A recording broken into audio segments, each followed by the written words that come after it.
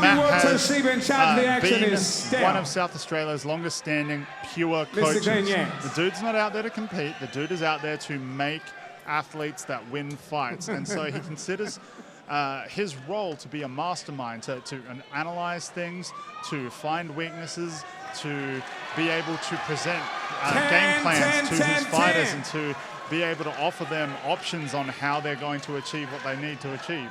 One of the things I love most about DFC is you're putting on amateur fights in a world-class stadium in front of a sold-out house and really treat them like the pros they are. Here we go. Immediate aggression, just like you mentioned from Than. But Sam fighting straight back. I think both of these guys are very aggressive. Oh, nice little kicks in there. Oh, wow. Did that shot actually... I'm not sure whether or not Sam lost balance. Sam staying on top. Sam not intimidated by the grappling pedigree of ISO. Head in the middle, using the cage. It's interesting, he's pivoting him away from the cage. Usually I'm used to people using the cage to try and isolate where the head can move, to isolate where the hips can move. In great positioning, we've got Jones in his corner on the right there. Yeah, and Matt does a fantastic job of presenting small, very specific pieces of advice that his athlete can understand and hear. And you'll also notice that Matt's also the only one speaking in the corner. So the other guys in the corner will offer any advice or things they see to Matt, and then it's Matt that passes it along to the fighter. Some good work there. Warren's just trying to keep an active guard. Yeah, I mean, that's the thing, though. Sam is actually being forced to hold on more than anything else. It's not even that Sam is doing any kind of damage. I mean, that bounce off the cage is sort of the most he's accomplished. It is not pleasant, that cage. But Than is staying so busy and making him try and constantly move and move and move and move and move and control him and control him. This fight is at flyweight, so expect both guys to have energy for all 3 rounds. It's very rare to find flyweights that get tired and start putting their hands on their knees like a heavyweight. They're definitely staying busy on top. Landing some hammer fists. That was a good little hammer fist with the left hand there, straight across the jaw. But the thing about it is, Sam's not able to string together any strikes, and it's very, very rare to find one-punch knockout power at flyweight. You're far more likely to find it's a combination that's going to start to rattle your opponent. I'm interested in Than's hips. They're keeping very active. He's against the cage now. We're going to see him push off and try and stand up. It is very active, and you can see he's trying to elevate the knees and get higher and closer to the shoulders, and that's going to give him more options. But the way that Sam is staying so busy and muscling his way through, you also see how he's moving his hips forward and keeping Than's options with his legs much more limited. Trying for almost like a scissor sweep, holding the leg. Yeah, this is some... Few shots, few heavy shots. Doesn't want to give us a back on the cage. Or his neck either. Yeah, like I said, you do not want to have an element or a Sajja athlete clinging to your neck. Oh, big flurry at the end of round 1. That's what we came to see. Hats off. That impressed the hell out of me. Than gets up, lands a heavy kick, and throws bombs. Oh, I did not expect that reaction at all. Normally, you're tired from trying to get back up, and so something woke up Than, and Than is going to be coming out on all cylinders in round 2. Wow, well, watch this. I disagree. Gets against the cage, stands up, catches the neck. Gets out, and once he gets up, he starts landing heavy shots. He shrugs him off here, boom, and then that knee pissed him off. Hook, it was the left hook that landed, but he didn't land too much. It was just all thrown with a lot of power, and you can see Sam just poking his tongue out. Let's see if Sam comes out in round 2 and decides to keep on the ground again, because Than had a lot more success in the feet at the early seconds of round 1. Came out throwing head kicks, landing. And then the flurry at the end of round 1, I think Sam is probably going to go back to lockdown. But again, fight has to start on the feet. I might need to rewatch round 1 because I actually remember being very even on the feet. But on the other hand, I'll be the first to admit I'm not a judge. I'm not going to pretend I know how that round was scored.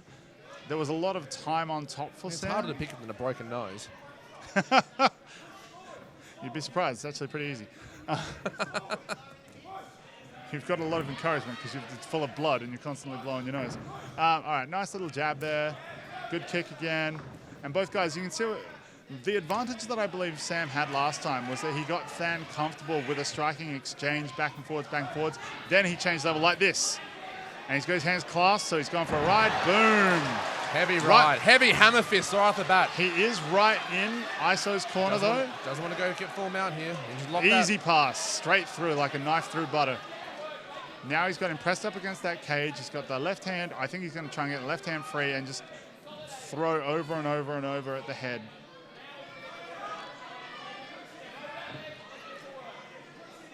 Sam consolidating straight back to that half guard. This guard is basically open. I'd like to see Sam just pass. There, he's locking it down now. Just pass to side control. He'll still be pinned against that cage. I think he's using that bottom leg in that half guard in order to be able to secure him. Man, Than wants to be very glad there's no elbows. Especially in amateur. Oh, nice. We'll see some elbows later on, ladies and gentlemen, the professional rounds. Sam dragging him straight underneath. And we're back in this half guard again. Sam's doing a great job of surfing him, but Than is doing a great job of staying active. I have started to notice some signs of fatigue from Than, but Than is staying just as active, and that actually surprises me. It's very difficult to stay active, difficult to trick your brain into thinking that you can keep moving at the same speed. I mean, usually you see these flyweights having a very frenetic pace, just not tiring. It'll definitely be interesting to see if it does actually slow down a bit if it comes later in this fight. Good attempt to get the guard back, but he's got to watch out that he doesn't get his neck. Put his neck in. Great sprawl. Oh, here it is. Sam. I thought Sam might have been setting up an anaconda choke there. Very glad there's no knees to the head. Drags him straight back down. Same exact set of movements as before. All right. Is he off a crucifix here? I'm trying to pin down that right arm of Than. I don't think he's trying to. I think it's just more if it's there, he'll take it.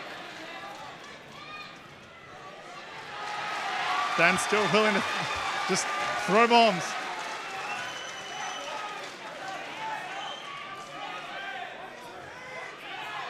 The last punch in the first round woke up Than. Let's see if it happens again. 10 seconds. Good distance management from Than that time. Nice. There we go again from Than. Sam just smiling. I actually think that exchange was a little bit better for Than this round rather than last round. I think that those were connecting a little bit cleaner. We're going to see our third and final round. Thank you, Olivia. Big slam by Sam. The grappling control and the pressure from Sam has impressed me greatly. He's definitely not letting Than breathe. He's just constantly swarming at him. This right here, you're about to see, drags straight down and beautiful. Some really controlling grappling. Some excellent use of that bottom leg to just cling to Than, so Than's not able to do too much. It looked like he was passing for mount here, but Than defended it quite well by putting the knee as an obstruction. Seconds down.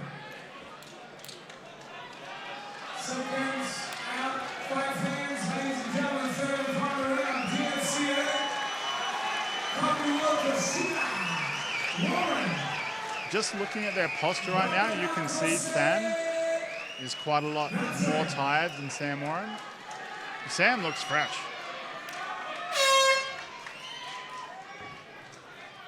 Final round.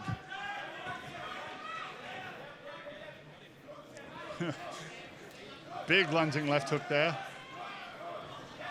I'd like to see Sam setting it up a little bit more with just some straight punches. Straight right over the top. Oh, big right hand. The ISO crowd going mental. Oh, there's hands are connected again. I guarantee he's going for a ride. There it is. Good head position, maintaining his head over the top of Than. Than needs to lock that leg down again. Trying to butterfly and push him off. Doing a good job keeping that foot on the hip, which is trying to keep a little bit of distance. I talked earlier about how Sam was using his hips to crush forward and create pressure on Than. And Than was using the foot on the hip, yeah, there, again, just to try and create a little bit of space and relieve some of that pressure. You can see Ray Lawley, another one of the ISO fight team, giving advice there. Sam's just riding. He is and he isn't. This is There very he's similar to throwing some round damage. one, where at the moment he's just making sure not to exert more energy than his opponent. When you're on top, it can be tempting to start to overexert, to go, right, I'm in the better position, let's just go, go, go, go, go. But the problem is that you shouldn't necessarily do that, especially if your opponent, I mean, at this point, Than has taken everything that Sam had to offer in round two and didn't get finished. So Sam has to be careful not to overexert himself and then wind up in a bad position. We've seen what happens when Than does get up and does start landing some of those bombs.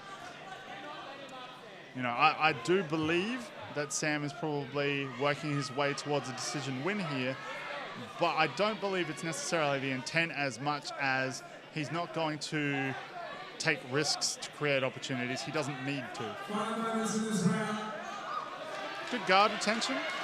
Gets the guard back. Than is just very thankful that there's no elbows right now.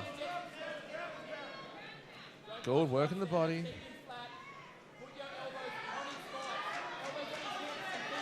Gould is showing such composure on top. He's not rushing for anything. He's picking his shots. That's Warren.